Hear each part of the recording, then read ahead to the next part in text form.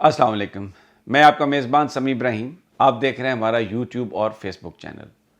چار سدہ میں تاریخی جلسہ عمران خان کا، تاریخی جلسہ اسی گراؤنڈ میں ہوا جہاں پاکستان بننے سے پہلے عبدالغفار خان گاندھی جی کو لے کے آئے تھے اور انہوں نے وہاں پر آ کے پاکستان کی مخالفت کی تھی. مجھے یہ تو نہیں پتا کہ اس جلسے میں کتنے لوگ تھے، لیکن آج کا جلسہ بہت بڑا وہ ایک گراؤنڈ ہے جہاں پر ایک اب ہاؤسنگ سوسائٹی کی پلاٹس کی وہ ہو چکی ہے نمبرنگ، لیکن وہ میدان بھر گیا اور لوگ اس طرح سے چیونٹیوں کی مانند نکل کے آ رہے تھے.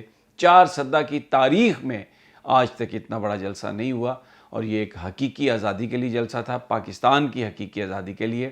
عمران خان کے ساتھ لوگوں کا اظہار یکجہتی، اور وہاں پر عمران خان نے یہ بات کہی کہ آپ الیکشن ہار چکے ہیں.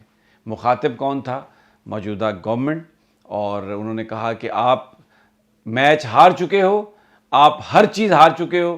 آرام سے، تسلی سے اگر آپ تاریخوں کا اعلان کر دیں گے الیکشن کا تو پھر تو بات بن سکتی ہے، وگرنہ میری کال جو ہے وہ آنے والی ہے، اور اگر کال میں نے دے دی تو پھر ایسا نہ ہو کہ معاملہ ہر کسی کے ہاتھ سے نکل جائے اور کوئی اس کو کنٹرول نہ کر سکے. بہت بڑا یہ آج جو اجتماع چار سدہ کا.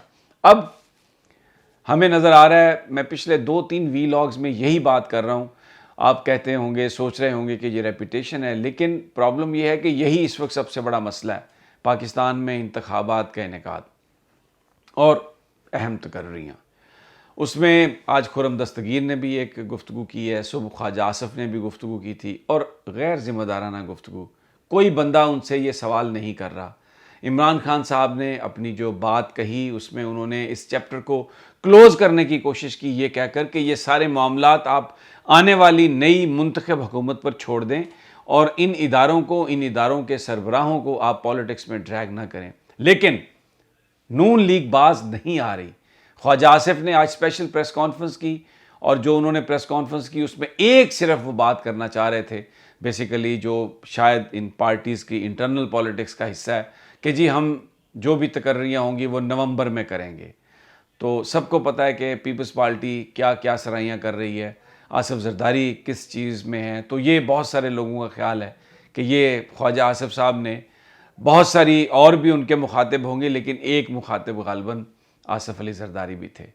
اب خرم دستگیر صاحب نے یہ بات کہہ دی ہے کہ شہباز شریف صاحب امریکہ جا رہے ہیں، لندن جا رہے ہیں، راستے میں وہ رکیں گے اور نواز شریف صاحب سے مشورہ کریں گے، اور اس کے بعد جو اہم فیصلے ہیں وہ کریں گے تقرریوں کے حوالے سے. تو بڑا سوال ایک یہ اٹھتا ہے کہ یہ کون سا آئین کا آرٹیکل ہے جس کے تحت شہباز شریف صاحب نواز شریف صاحب سے یہ بات کریں گے؟ اور کیا وہ بتانے کی کوشش کر رہے ہیں؟ ایک کنوکٹ آدمی جو بھگوڑا ہے، جو عدالت سے جھوٹ بول کے گیا ہوا ہے، اس سے آپ یہ کہہ رہے ہیں کہ وزیر اعظم اس سے جا کے مشورہ کریں گے؟ یعنی آپ پہلے دن سے چیزوں کو متنازع کرنا چاہ رہے ہیں. کوئی ان اداروں کے حوالے سے آپ کے دلوں میں کوئی عزت احترام ہے؟ کوئی محبت پاکستان کی یا کوئی درد ہے؟ عمران خان جو چوٹ کھائے ہوئے ہیں، جو اس وقت زخمی ہیں، جب وہ یہ بات کہہ رہے ہیں کہ ہمیں پالیٹکس میں ڈریگ نہیں کرنا چاہیے ان چیزوں کو، اور جو ہماری فوج ہے، ہمارے جو ادارے ہیں، وہ ہمارے لیے بہت ہی محترم ہیں کیونکہ they are the only line of defence, تو کیوں آپ ان کے حوالے سے بات کرتے ہیں اور چھوڑ دیں اس سارے معاملے کو آنے والی منتخب حکومت پر؟ نہیں، لیکن نہیں، نون لیگ کو یہ قابل قبول نہیں ہے. اور انہوں نے جو پریس کانفرنسز کی ہیں، جس طریقے سے وہ گفتگو کر رہے ہیں، انتہائی افسوسناک. اور آج بھی جو فلرٹ کرنے کی کوشش کر رہے ہیں اس سارے ایشو سے، اس کو چھیڑنے کی کوشش کر رہے ہیں، یہ اس ایشو کو ہیلے بہانے کر کے اس کو پریس میں لانے کی کوشش کرتے ہیں، اس پر بات کرنے کی کوشش کرتے ہیں، در حقیقت فوج کو ٹارگٹ کر رہے ہیں، بلیک میل کرنے کی کوشش کر رہے ہیں. بہت ہی یہ افسوسناک صورتحال ہے. اس کے علاوہ بڑی ایک اہم جو آپ کے ساتھ انفارمیشن شیئر کرنی ہے وہ یہ ہے کہ یہ جو سارا انہوں نے NRO 2 دیا اپنے آپ کو، نیب کے حوالے سے جو بھی قانون سازی تھی اس کے لیے یہ گئے قومی اسمبلی میں جہاں پہ اپوزیشن تو تھی نہیں، اور انہوں نے سارے جو قوانین ہیں وہ تبدیل کر لیے، اور اس کے بعد اپنے جو سارے مقدمے ہیں ان کو وہ واپس لے رہے ہیں. اب اس کے جو بینیفیشریز ہیں میں آپ کو بتاؤں، کم از کم 50 ٹاپ کے لوگ ہیں. میں چند کے آپ کو نام بتا دیتا ہوں جس سے آپ کو اندازہ ہوگا کہ یہ ساری کہانی کس لیے بنائی گئی اور اس کا اب اس حکومت میں آ کے کیا کیا انہوں نے فائدہ اٹھایا. اب دیکھیں رمضان شوگر مل کا جو ریفرنس تھا واپس ہو گیا. اس میں کس کو بینیفٹ ملا؟ حمزہ شہباز کو اور ان کو شہباز شریف صاحب کو. جو ان کے جو بھائی ہیں سلمان وہ تو باہر ہیں, وہ تو جب آئیں گے تو ان کے مقدمے کا فیصلہ ہوگا. لیکن یہاں پر یہ سارا رمضان شوگر مل کا کیس, یہ جو اربوں روپے کی ٹیٹیاں لگیں, جو فنڈنگ ہوئی, جو اختیارات کا ناجائز استعمال ہوا, وہ سارا معاملہ حشپ ہو گیا, مبینہ طور پر ختم ہو گیا. راجہ پرویز اشرف جو اس وقت سپیکر ہیں, جو مشہور تھے راجہ رینٹل کے نام سے, ان کے خلاف ریفرنس 6 ریفرنس ان کے جناب ختم ہو گیا. وہ بالکل پوتر ہو گئے, بڑے نیک صاحب بن کے سامنے آ گئے, کیونکہ اس نئے قانون کے تحت نیب ان کو پکڑ ہی نہیں سکتا. عدالت نے ریفرنس واپس کر دیا. Yousuf Raza Gilani U S F fund میں انہوں نے, ان پر الزام تھا کہ انہوں نے مال بنایا, لیکن ختم. ان کا بھی جو ریفرنس ہے وہ بھی اس کے بینیفیشری ہیں. سلیم مانڈوی والا بہت نیب پر تنقید کرتے تھے, بڑی پریس کانفرنس کی انہوں نے, سینیٹر ہیں اور پیپلز پارٹی کے بڑے اہم لیڈر ہیں, زرداری صاحب کے بڑے قریب ہیں, ان کا معاملہ بھی ختم ہو گیا. مہتاب عباسی آپ کو پتہ ہے ایبٹ آباد سے جن کا تعلق ہے, گورنر بھی رہیں کے پی کے نواز شریف صاحب کے خصوصی وہ دوست ہیں. مرنج شخصیت ہے ان کی, اس میں کوئی شک نہیں, بڑے دھیمے لہجے میں بات کرتے ہیں اور بہت سارے لوگوں کے دوست ہیں. لیکن اس سارے معاملے میں انہوں نے بھی یہ جو نیب کے قوانین میں تبدیلی کی ہے اس حکومت نے, اس کا بینیفٹ اٹھایا. سینیٹر روبینہ خالد, یہ خالد گھرکی مرحوم, یہ ہمارے دوست تھے, یہ بھی لاہور سے تھے, پیپلز پارٹی کے بڑے دبنگ رہنما تھے. ان کی یہ اہلیہ, انہوں نے یہ لوک ورثہ کے حوالے سے کچھ تھے ان کے اوپر چارجز, وہاں پر کچھ لیز ویز چیزوں کی, اور سارا وہ بھی اس سے ختم ہو گئے. ایک اور بڑی شخصیت کامران کیانی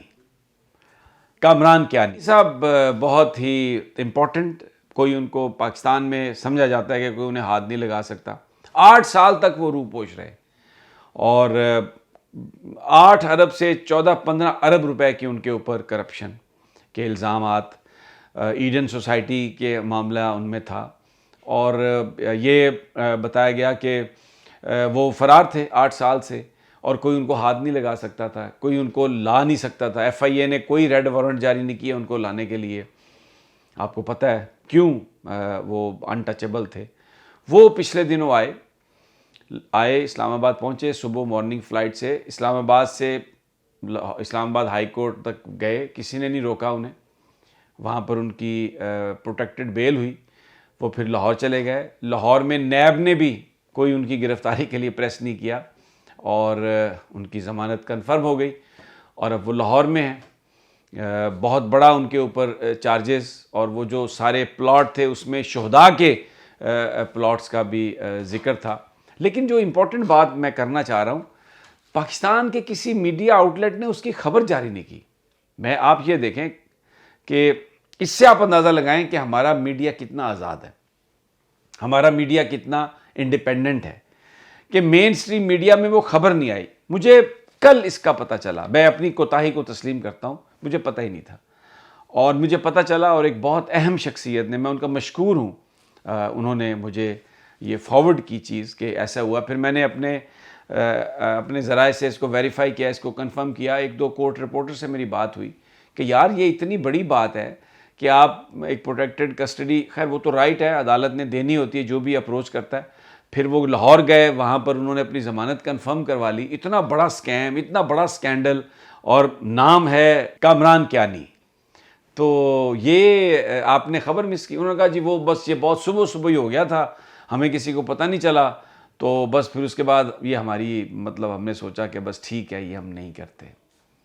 میں زیادہ بات نہیں اس پہ کرنا چاہتا, میں صرف یہ بتانا چاہتا ہوں کہ وہ معاشرے جہاں پہ قانون واقعی جو پاورفل لوگ ہیں ان کے لیے مختلف ہو اور ہم جیسے غریبوں کے لیے مختلف, تو میرے آقا نبی پاک صلی اللہ علیہ وسلم کی یہ بات جو عمران خان ہمیشہ کہتے ہیں کہ پھر وہ آپ سے پہلے آنے والی قومیں اسی لیے برباد ہوئیں کہ ان کا جو انصاف تھا وہ سلیکٹیو تھا.